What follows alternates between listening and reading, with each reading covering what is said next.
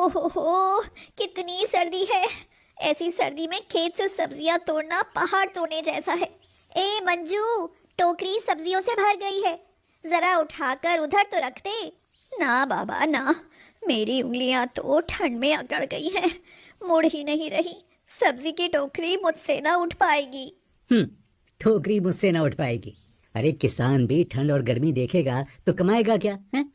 अरे किसान का तो काम ही है सर्दी गर्मी सहना। मेरी बहन, लाओ टोकरी, मैं उठा लेता हूँ। गणेश अपने गांव का एक छोटा सा किसान था। उसने अपने खेतों में ही घर बना रखा था। उसकी दो जुड़वा बेटियां अंजू मंजू, एक बेटा गोकुल और पत्नी गीता थीं। गोकुल कड़ाके की ठंड में बाजार में सब्जियां बेचकर आता है तो गणेश कहता है, बेच आया बेटा सब्जियाँ? हाँ बाबूजी, ये लो पैसे। बेटा गोकुल, लगता है अब तेरी शादी कर देनी चाहिए। बाबूजी, अभी इसकी क्या जरूरत है, एक तो फसल और उठ जाने दो। बेटा तेरा ब्याह हो जाए तभी तो तेरी बहनों की शादी करने की सोचें।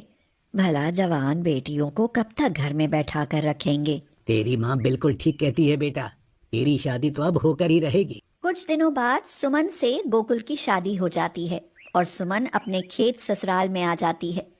सुमन को खेत ससुराल तो बहुत भाता है, मगर खेतों की ठंड बर्दाश्त करना बड़ा मुश्किल होता है। अरे तुम रजाई में भी कांप रही हो, ज्यादा ही ठंड लग रही है क्या? यहाँ खेतों में तो कुछ ज्यादा ही ठंड है गोकुल, मुझसे तो बर्दाश्त ही नहीं हो रही। आह, तुम पता नहीं इस ठंड को कैसे सहन कर लेते हो। किसान है ना, सर्दी गर्मी तो सहन करनी पड़ती है सुमन। लाओ, मैं तुम्हारी रजाई पर कंबल डाल देता हूँ, फिर तुम्हें ठंड नहीं लगेगी।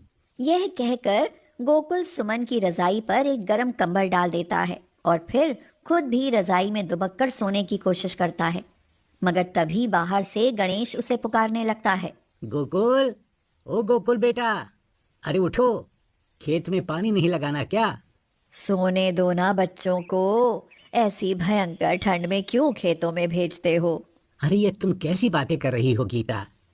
किसान भी ठंड से घबराने लगा तो फिर खाने को अनाज कहाँ से आएगा? नहर का पानी है, रात में मिले तो रात में ही लगाना पड़ेगा।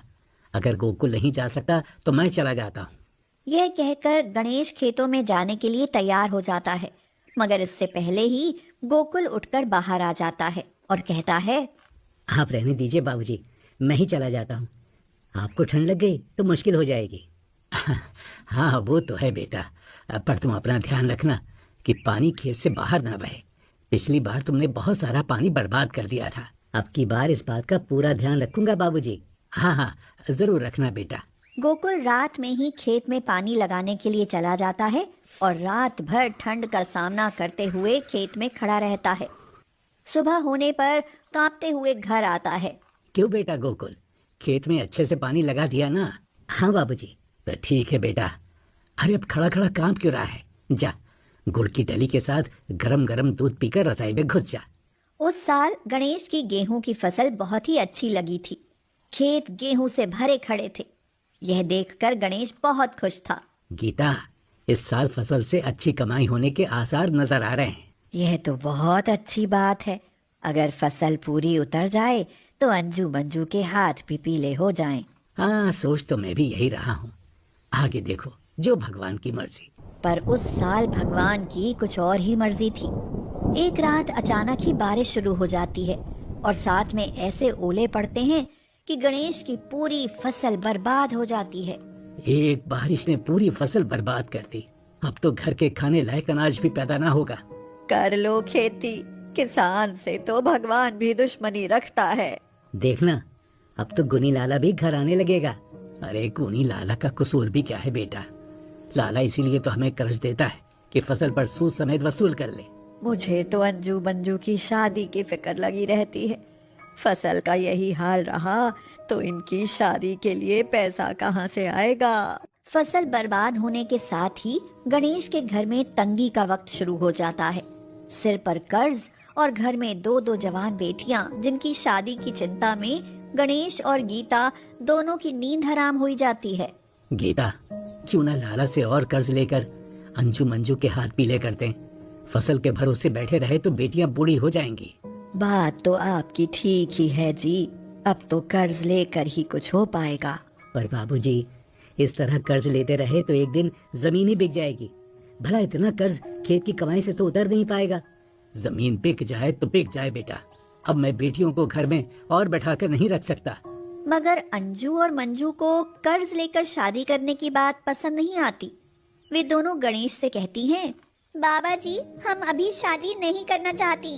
पर क्यों बेटी? क्योंकि आपको लाला के कर्ज में डुबोकर हमें शादी करना मंजूर नहीं है। बेटी, शादी आज करो या 2 साल बाद, खेती की कमाई से तो शादी हो नहीं पाएगी। कर्ज तो लेना ही पड़ेगा। अगर हमारी योजना खरी उतर जाए तो कर्ज नहीं लेना पड़ेगा बाबूजी। यह सुनकर गणेश कुछ देर के लिए तो असमंजस में पड़ जाता है, मगर फिर वह कुछ सोचकर कहता है, कैसी योजना बहू? बाबूजी, हमारे खेत हाईवे पर पड़ते हैं, इसीलिए हम ननद भाभी ने मिलकर अपने खेत में गांव के देसी खाने का होटल खोलने की योजना बनाई है। गांव का देशी खाना? आजकल लोग चाउमीन, बर्गर, पिज्जा खाते हैं। भला गांव का देशी खाना कौन खाना पसंद करेगा? आज भी ऐसे बहुत लोग हैं बाबूजी जो गांव का शुद्ध देसी खाना खाना पसंद करते हैं। खेतों के शुद्ध स्वच्छ वातावरण में बैठकर खाने का आनंद लोग जरूर लेना चाहेंगे। बाबूजी, आप बस हमारे होटल के लिए थोड़ा सा कर्ज और ले लीजिए। काम चल निकला तो हमें कभी कर्ज लेने की जरूरत ना पड़ेगी। जब इनकी यही इच्छा है तो बहू की बात भी मान कर देख लीजिए। गीता के यह कहने पर गणेश उनकी बात मान लेता है और गुनी लाला से लाखों का कर्ज उठाकर खेत को देसी होटल का रूप दे देता है। कुछ सुंदर झोपड़ियां बनाते हैं, कहीं गोल गोल छप्पर तो कहीं सर्दी से बचने के लिए अलाव के चारों ओर कुर्सियां लगाते हैं, ताकि लोग आग पर सेकते हुए गांव के देसी खाने का मजा ले सकें। बाबूजी, हमारा गांव का देसी होटल तो खूब सुंदर बन गया है।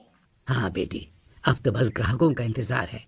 तुम ननद भाभी मिलकर खाना बनाना और मैं और गोकुल खाना खिलाने का काम करेंगे।